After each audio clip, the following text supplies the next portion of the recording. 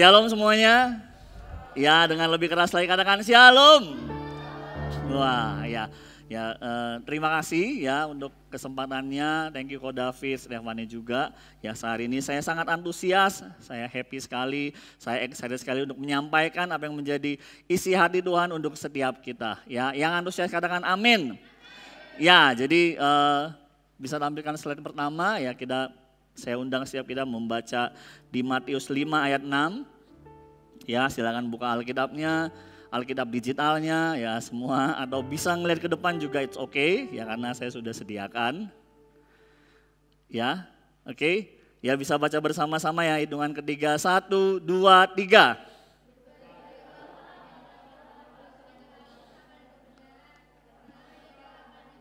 Ya, saya masih baru mendengar 1, 2, 3 orang, saya butuh lebih keras lagi ya, hitungan ketiga, 1, 2, 3.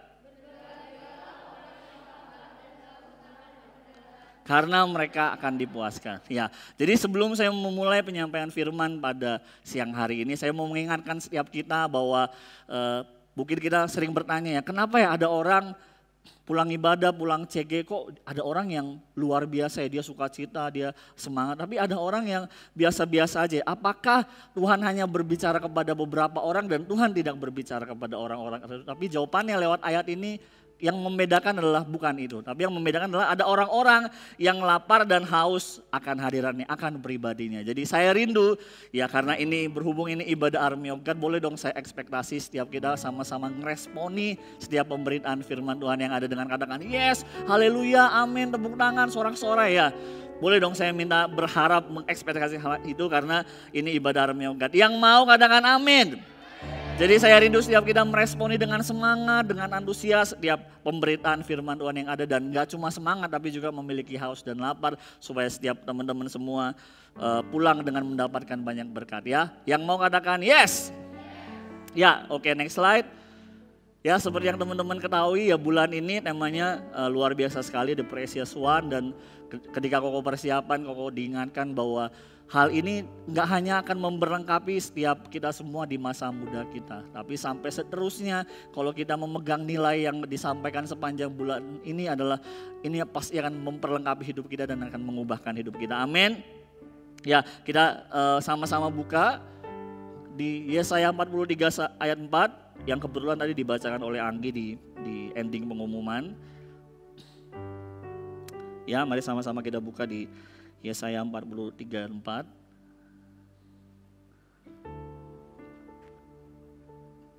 Oke.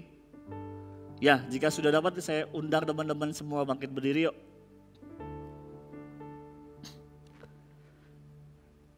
Ya, saya tunggu sampai semuanya dapat dulu. Ya, Yesaya 43 ayat 4. Ya, kita baca dengan suara yang paling keras yang kita bisa ya. 1, 2, 3.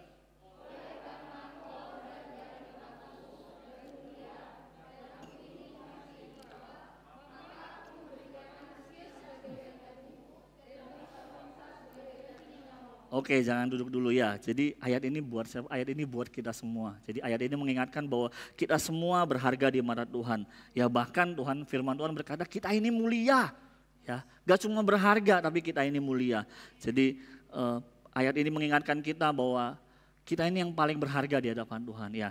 Jadi next slide. Apa sih arti dari ayat ini? Jadi ayat ini artinya adalah kita ini berharga dan mulia di pandangannya. Sasaran kasihnya yang besar. Jadi kalau misalnya kalian tanya Tuhan, apa sih tujuan Tuhan atas hidupku? Tuhan tuh cuma pengen kita bahagia kok, sesimpel itu. Tuhan, ya mungkin pasti ada tantangan ya, ada ujian, ada persoalan yang harus kita selesaikan. Tapi pada dasarnya Tuhan cuma pengen kita bahagia. Ya, jadi saya rindu setiap kita bisa berpasangan 2-2 atau 3-3. Ya, kita mau katakan kata ini buat pasangan kita ya, bisa kamu itu ya, dan seterusnya ya. Katakan dengan suara antusias, yang mendengarkan katakan amin ya. Bergantian ya, silakan cari pasangannya 2-2 atau 3 atau 4 ya, asal jangan 10 aja ya. Ya, oke. Dengan suara yang antusias ya, yang mendengarkan juga katakan amin. Yang bergantian ya, 1, 2, 3.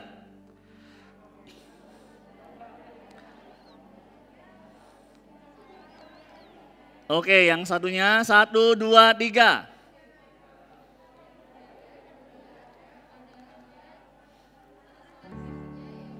Iya, oke. Saya persilakan teman-teman bisa duduk kembali, ya.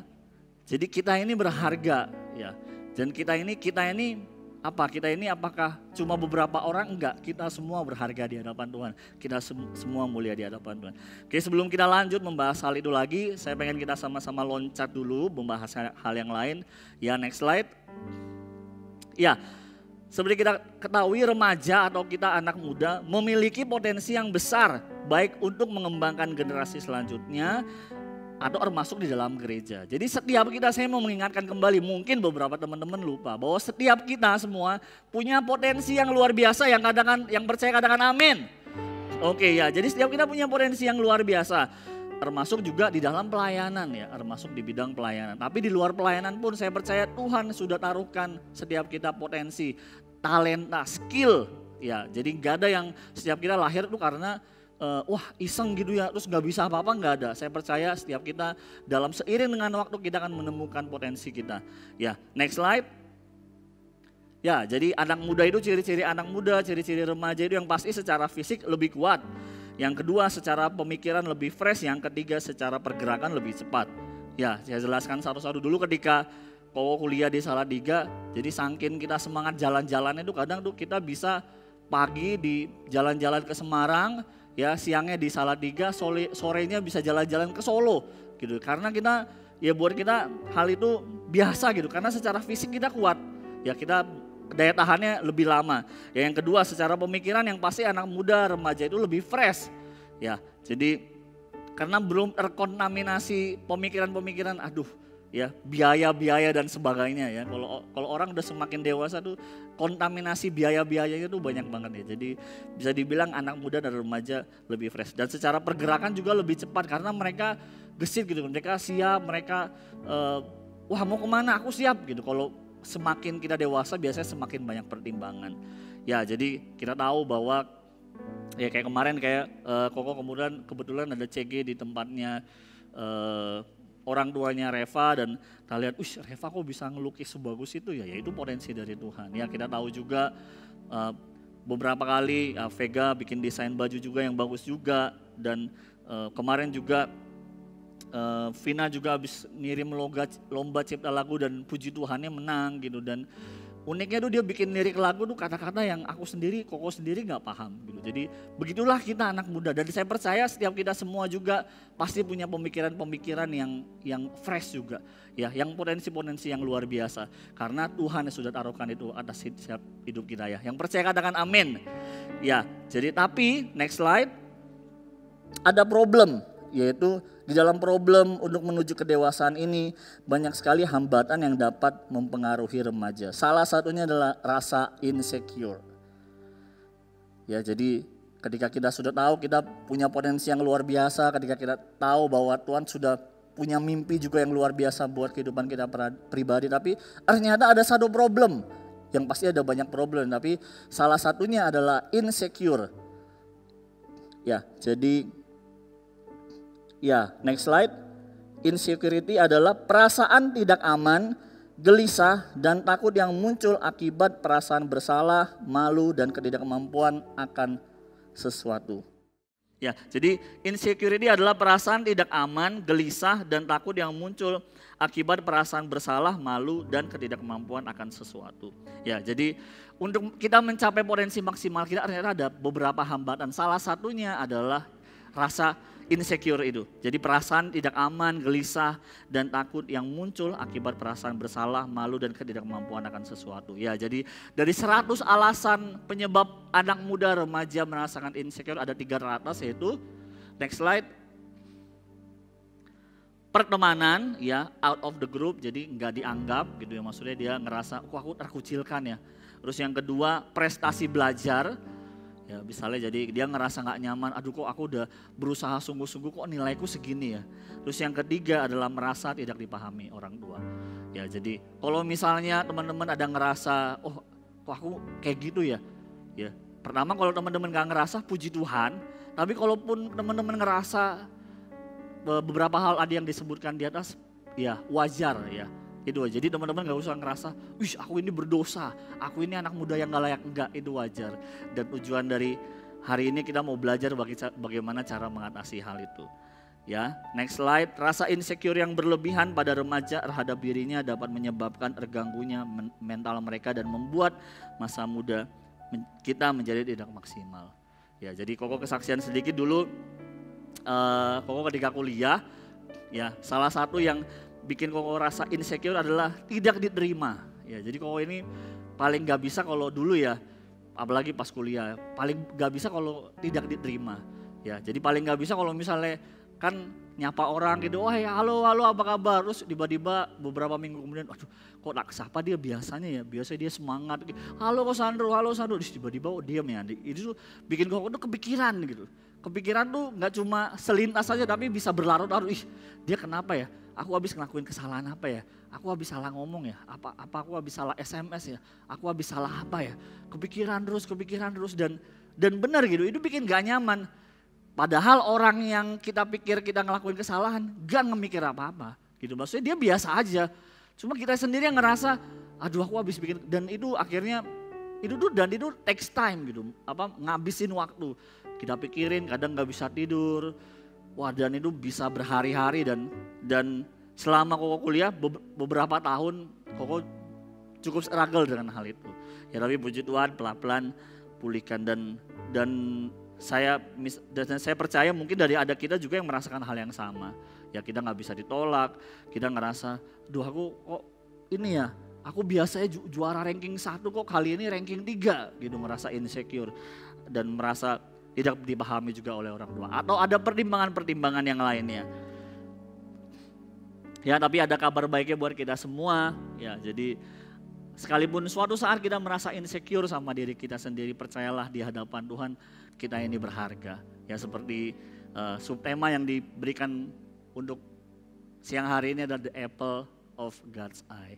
Ya kita ini adalah biji mata Allah. Ya yang percaya katakan amin.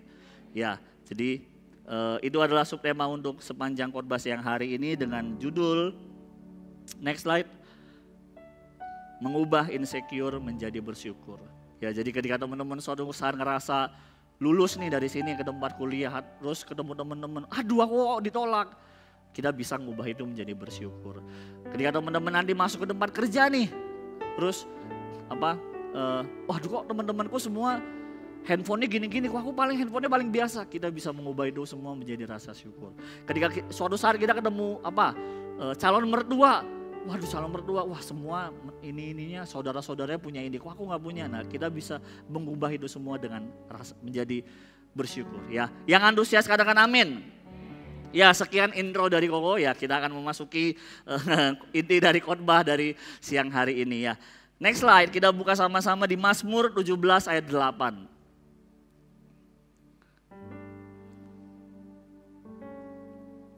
Ya ini adalah doa Daud. Doa yang dipanjatkan Daud, dan saya mau ini semua jadi doa kita siang hari ini ya. Kita baca bersama-sama ya dengan iman kita. 1, 2, 3.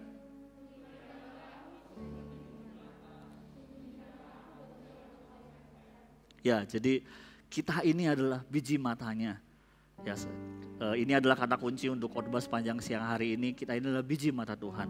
Ya, ini adalah doa Daud buat Tuhan.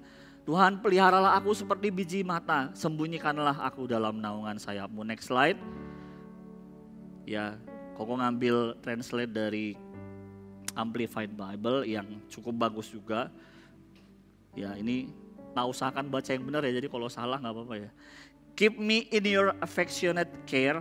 Protect me as the apple of your eye. Hide me in the protective shadow of your wings. Ya, affectionate care artinya perawatan yang penuh kasih sayang.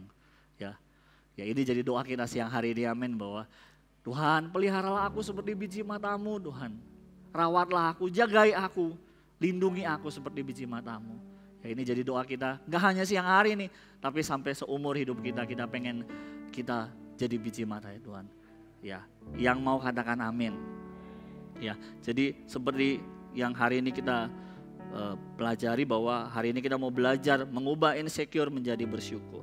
Ya, gimana sih caranya? Koko akan share ada 3 hal. Ada 3 hal yang mau kita pelajari. Ya, next slide. Yang pertama, ya bagaimana sih caranya? Yang pertama adalah percaya bahwa kita berharga di hadapan Tuhan. Ya, catat ini baik-baik, renungkan ini baik-baik. Ya, bagaimana sih kita mengubah insecure ketika kita ngerasa gak nyaman sama orang lain, gak nyaman sama komunitas, gak nyaman sama, mungkin suatu saat kita ngerasa gak nyaman sama orang tua kita. Poin pertama cara mengubahnya adalah kita percaya bahwa kita berharga di hadapan Tuhan. Ya, next slide.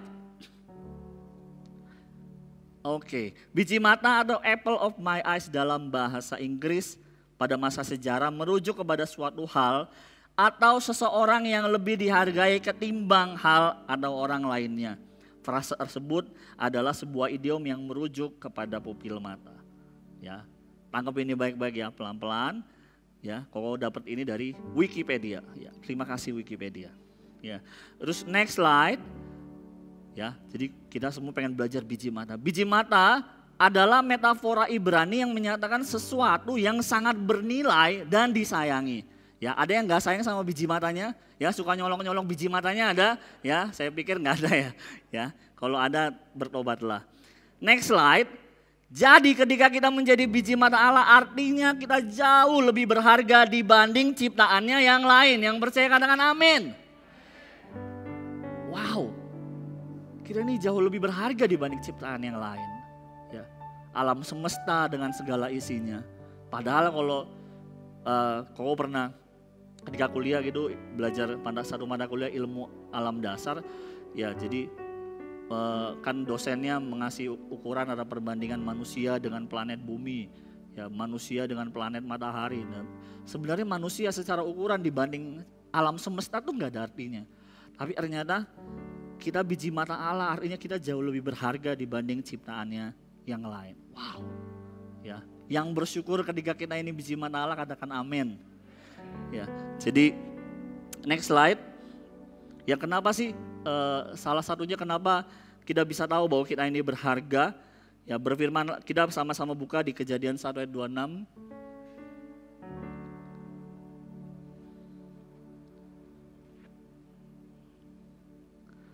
Ya kita baca bersama-sama, Koko akan bacakan buat kita semua. Berfirman Allah, baiklah kita menjadikan manusia menurut gambar dan rupa kita, supaya mereka berkuasa atas ikan-ikan di laut dan burung-burung di udara, dan atas ternak dan atas seluruh bumi dan atas segala binatang melata yang merayap di bumi. Jadi hanya manusia ciptaannya yang diciptakan segambar dan serupa dengan Allah. Ya hanya manusia loh, gak ada ciptaan yang lain yang diciptakan segambar dan serupa dengan Allah. Jadi betapa berharganya kita.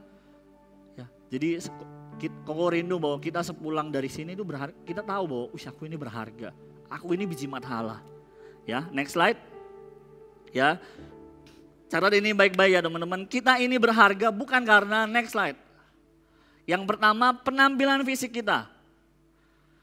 Ya, bukan berarti kita sembarangan gitu ya.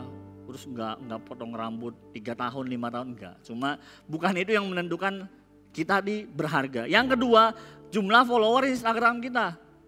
Ya, bukan itu yang menentukan kita ini jadi orang yang bernilai atau enggak. Ya, yang ketiga, jumlah kekayaan atau pekerjaan orang tua kita atau yang kita miliki. Bukan itu juga yang bikin kita ngerasa berharga. Yang keempat, prestasi akademik kita. Nanti akan saya jelaskan nih, wah hore boleh nilainya jelek, ya nggak gitu juga, ya nggak gitu juga Hyung ya. Ya, yang kelima talenta kita, ya kita berharga, ya teman-teman pahami dulu, kita berharga tuh bukan karena penampilan fisik, jumlah follower, jumlah kekayaan, prestasi akademik, talenta kita, atau semua yang dunia tawarkan. Next slide. Ya, kenapa sih ini semua nggak boleh kita jadikan patokan untuk kita menilai kita berharga atau enggak, karena semua itu yang tadi di dunia tawarkan termasuk yang tadi Koko sebutkan itu tidak kekal. Ya, teman-teman kalau misalnya teman-teman, wah hore aku berharga, kenapa? Follower Instagramku 1000 gitu. Kan kita tahu ya Instagram ini gak kekal. Ya suatu saat bakal ada platform yang lainnya kok. Terus kita mau ngikutin semua. Wah sekarang lagi TikTok, wah kita mau banyak-banyakin follower TikTok, kita ikutin terus. Gitu. Terus nanti apalagi munculnya kita mau ikutin, wah nggak ada habis-habisnya. Karena semua itu nggak ada yang nilai kekal. Ya, yang kedua, kenapa kita nggak boleh menjadikan nilai-nilai yang dunia tawarkan sebagai patokan untuk kita berharga? Karena pasti akan selalu ada orang yang lebih dari kita sehebat apapun kita berusaha. Ya, misalnya Vina, kenapa kamu ngerasa berharga Vin? Karena aku bisa main keyboard kok. Ya, selalu ada orang yang lebih jago dari kita. Kita terima nggak terima, setuju nggak setuju, pasti kok. Ya, jadi teman-teman ngerasa, wah aku jago main basket, pasti selalu ada orang yang lebih jago. Terus kalau ketemu lebih jago gimana? Aduh ternyata aku nggak berharga karena ada orang yang lebih baik dari aku. Kan nggak kayak gitu. Ya, jadi kita nggak boleh menjadikan apa yang dunia tawarkan sebagai patokan kita berharga atau enggak. Karena selalu ada orang yang lebih baik, sehebat apapun kita berusaha. Ya, kalau kita ngikutin terus yang ada kita akan ngerasa depresi karena kita nggak akan bisa ngejar itu semua. Ya, cara ini baik-baik. Terus Koko juga ketika persiapan ini semua kemarin malam tiba-tiba Roh Kudus banyak ingatkan satu hal dan Koko mau tekankan sekali lagi, cara ini baik-baik ya. Jangan juga merasa tidak berharga hanya karena jomblo. Ya, yang setuju katakan amin. Ya jangan jadi ngerasa, wah kok dari 10 temanku 8 sudah punya pacar. Ya, 2 salah satu di antara aku. Betapa sedihnya, betapa terkutuknya hidupku kalau aku masih jomblo. Ya, itu pernyataan yang salah ya. Jadi jangan merasa tidak berharga hanya karena belum punya pacar. Ya kalau mau pacaran silahkan pacaran yang serius. Tapi jangan ngerasa, aduh gak ada yang suka sama aku, gak ada yang menerima aku apa adanya. Alasannya kenapa? Aku belum punya pacar. Ya itu salah. Ya. Yang kedua selanjutnya, it's okay kalah dari orang lain selama kita sudah melakukan yang terbaik. It's okay. Kalau suatu saat ada orang yang lebih baik dari kita, it's okay. Gak usah ngerasa, aduh kok aku hidupku kayak gini ya. Ada yang lebih jago, ada yang lebih pintar. Padahal kita ngerasa jago dalam hal itu, it's okay. Gak usah ngerasa kecil hati.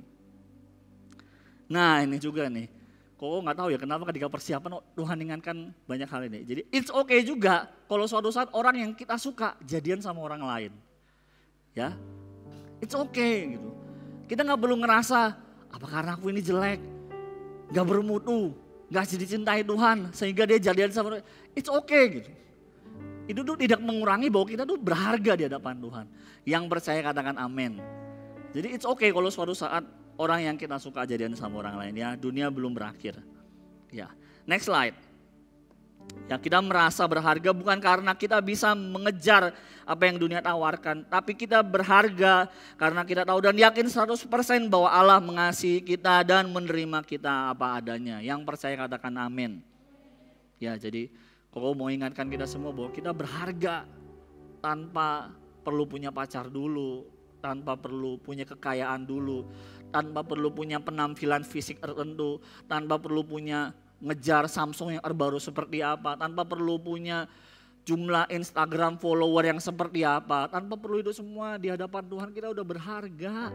Bro, sis, Tuhan ciptakan kita segambar dan serupa dengan Allah, kurang apa?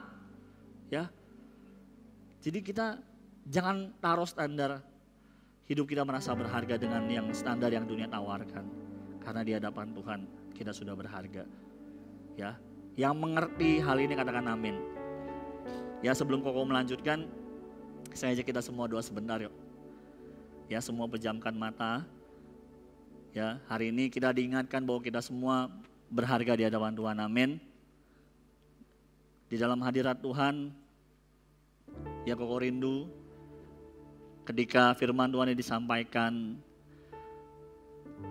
adakah yang sedang bergumul tentang poin ini bahwa Tuhan aku ngerasa sangat tidak berharga.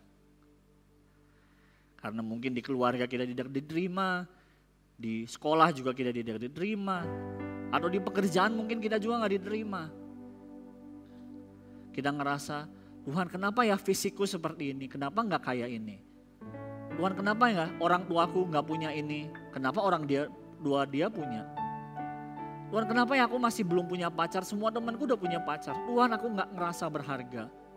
Atau atas dasar apapun itu. Koko rindu siang hari ini semua itu dibereskan. Jika ada teman-teman yang merasakan hal itu, jika tidak keberatan, maukah teman-teman mengangkat tangan untuk Koko bisa doakan dari tempat ini? Haleluya. Haleluya Yesus. Haleluya Yesus. Masih ada tangan lagi? Beberapa tangan sudah terangkat. Haleluya Yesus. Haleluya. Tuhan, hamba-Mu berdoa dari tempat ini Tuhan. Buat setiap kami, terutama setiap jemaat Army of God yang siang hari ini atau yang hari-hari ini sedang bergumul tentang rasa berharga. Merasa tidak diterima, mungkin merasa kurang dalam fisik, merasa ditolak orang tua atau hal apapun lainnya. Tuhan, siang hari ini bereskan. Biar mereka pulang membawa damai sejahtera, sukacita, damai sejahtera yang berlimpah. Oleh karena mereka menyadari betapa Allah mengasihi mereka. Betapa Allah mengasihi kami semua tanpa terkecuali. Betapa Allah menerima kami, menerima mereka apa adanya mereka. Tanpa embel-embel prestasi, tanpa embel-embel followers Instagram, tanpa embel-embel kesuksesan tertentu. Mereka sudah dikasihi Tuhan apa adanya. Hamba-Mu lepaskan sukacita, damai sejahtera, kasih yang baru Tuhan melimpah atas setiap mereka Tuhan. Biar kami mulai dari siang hari ini kami tahu kami berharga. Bukan karena yang dunia tawarkan, tapi karena Allah yang menerima kami apa adanya. Terima kasih Tuhan, meteraikan doa kami. Di dalam nama Yesus kami berdoa. Haleluya. Amin. Ya, masih ada beberapa poin lagi. Yang excited, yang masih excited katakan amin.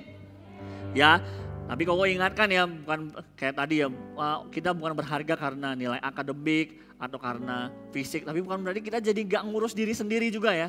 Jadi tolong ya, jadi jangan sampai udah gak belajar, dapat nilai jelek, terus abis itu merasa, Tuhan aku berharga di hadapan Tuhan, sekalipun aku dapat nilai jelek, sekalipun aku gak belajar ya. Jangan sampai jadi suatu saat misalnya Stefani nanya Vega, gimana nilaimu? Jelek sih, habis kemarin aku kurang persiapan. Terus Stefani bilang, berarti kamu sekarang lagi sedih ya? Terus si Vega jawab, enggak sih, malah aku lagi berbahagia. Loh, Stefani bilang, kok bisa? Karena aku ingat khotbah Kosandro sih, aku merasa berharga. Ya, enggak gitu juga ya. Jadi tetap harus belajar dan bertanggung jawab. Oke, next slide. Bagaimana mengubah insecure menjadi bersyukur? Yang kedua, percaya bahwa kita dijaganya dengan begitu ekstra. Ya, jadi enggak cuma dijaganya, tapi dijaganya dengan begitu ekstra. Ya, kita sama-sama buka di Ulangan 32 ayat 10b. Next slide.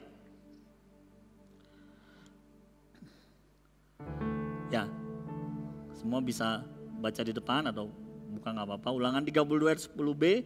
Dikelilinginya dia dan diawasinya, dijaganya sebagai biji matanya. He kept circling him, he took care of him, he protected him as the apple of his eye. Ya, next slide. Biji mata adalah salah satu bagian yang paling rentan dari bagian tubuh luar kita. Kita pun selalu melindunginya dengan berkedip atau dengan refleks melakukan gerakan yang melindungi mata terlebih dahulu ketika kita merasa akan terjadi sesuatu yang membahayakan. Next slide. Biji mata juga menggambarkan betapa rapuhnya manusia sehingga membutuhkan pertolongan Allah. Ya. Next slide. Catat ini baik-baik. Jadi Koko sangat suka dengan analogi biji mata.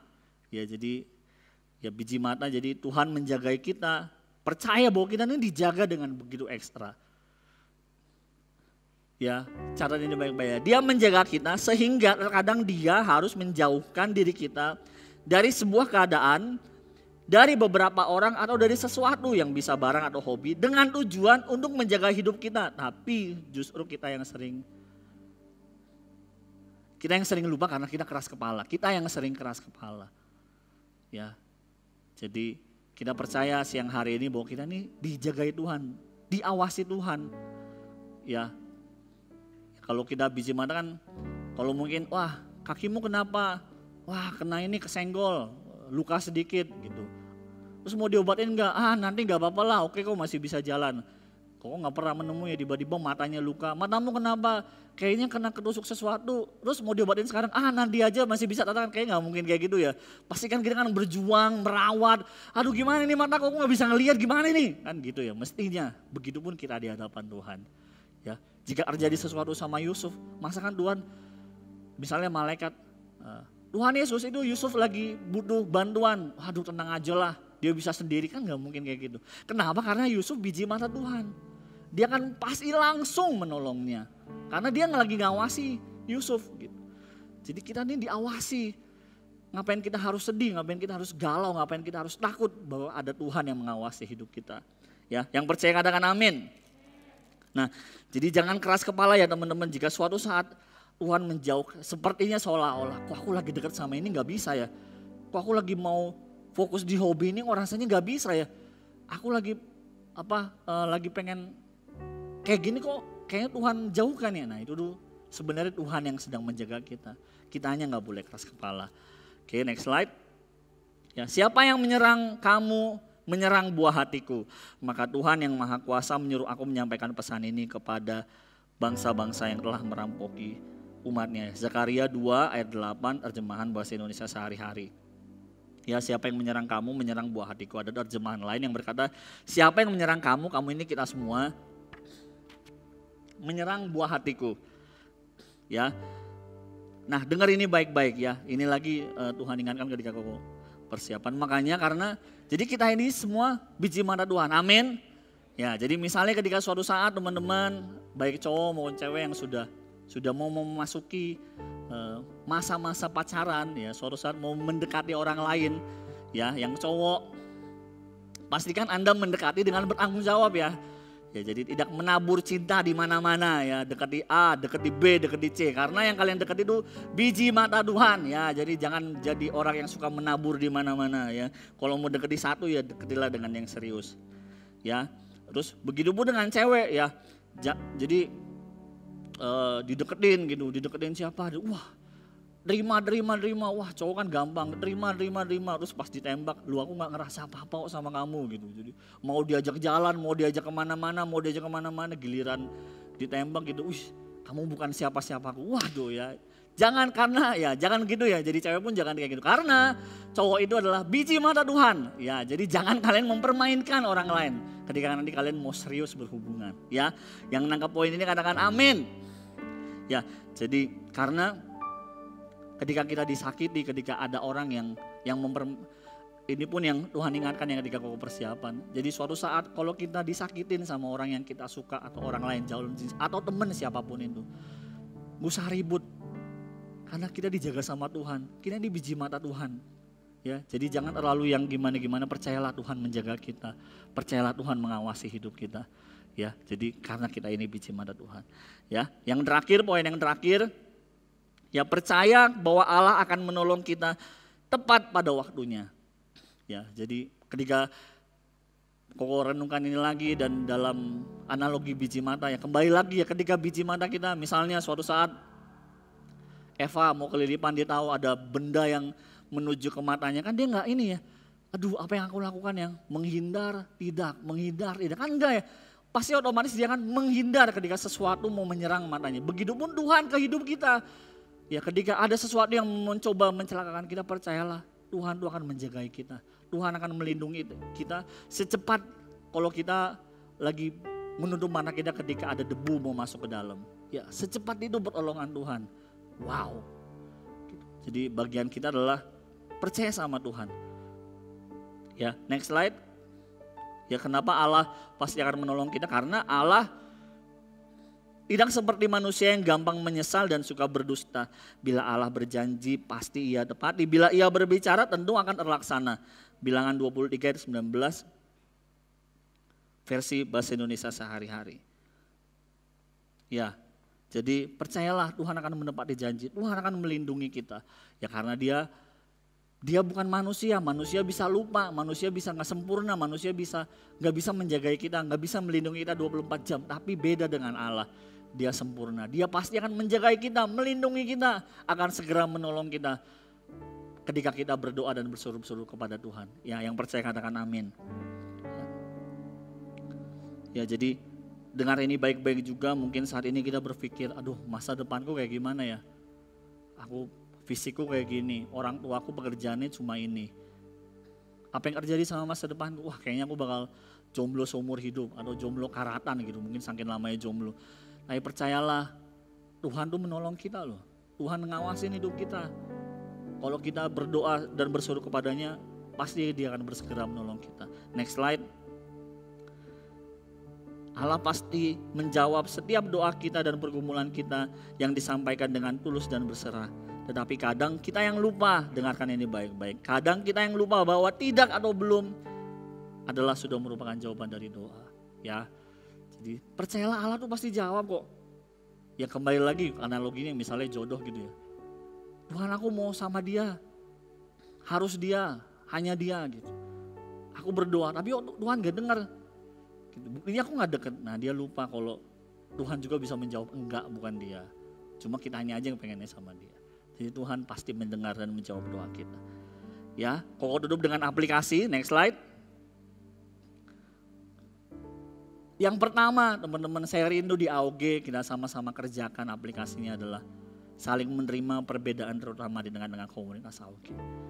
Yang mau katakan amin. Semua tuh bisa ngerasa insecure di rumah. Semua bisa ngerasa insecure di tempat kerja, di sekolah. Mungkin karena dibully teman-temannya, diejek teman-temannya. Jangan sampai itu terjadi di AOG. Di AOG kita terima orang apa adanya. Kita terima mereka apa adanya, rasnya apa sembarang. Dari Indonesia bagian timur, tenggara, selatan, barat daya, utara, pokoknya semua kita terima. Dengan segala macam latar belakang. Jadi saya rindu supaya kita semua menerima orang apa adanya. Dan karena Koko percaya bahwa AOG ini pasti akan diperbesar jumlahnya. Yang percaya katakan amin. Oleh karena itu ketika nanti ada orang-orang baru, mari kita terima mereka. Ya, begitupun dengan yang udah ada sekarang, terima mereka. Ya kalau bercanda jangan keterlaluan. Aku punya mimpi mau jadi bisnismen handal. Wah gak mungkin kamu jadi bisnismen handal. Kamu gini. Nah jangan kayak gitu. Ya jangan sampai cuma karena kita bercanda atau apa orang jadi ngerasa insecure di komunitas di mana kita berada. Jadi kita harus menerima orang apa adanya. Ya jadi supaya justru dengan mereka ke tempat ini mereka ngerasa diterima. Ya suatu saat kalau misalnya kalian ngerasa gak cocok sama satu orang, gak apa-apa, tapi bukan berarti kita gak nerima orang apa adanya loh. It's okay gak cocok, gak apa-apa juga. Ya, jadi yang selanjutnya yang Koko diingatkan masih di poin ini adalah, tapi Koko juga pengen kalian semua anak-anak AOG percaya bahwa ketika suatu saat kalian harus di komunitas yang baru, di tempat yang baru, gak apa-apa juga kalau kalian gak diterima. Jadi it's okay, dunia tuh belum berakhir kalau misalnya ada beberapa orang di luar sana yang gak nerima kalian. Percayalah masih ada AOG, masih ada Tuhan yang nerima kalian apa adanya. Amin. Ya, poin yang terakhir yaitu menyerahkan hidup kita kepada Tuhan. Ya, siapa yang rindu kita semua merasa berharga, siapa yang rindu kita semua diawasi, siapa yang rindu kita semua akan ditolong tepat pada waktunya, bisa lambaikan tangannya. Ya, jalan satu-satunya adalah kita menyerahkan hidup kita sama Tuhan.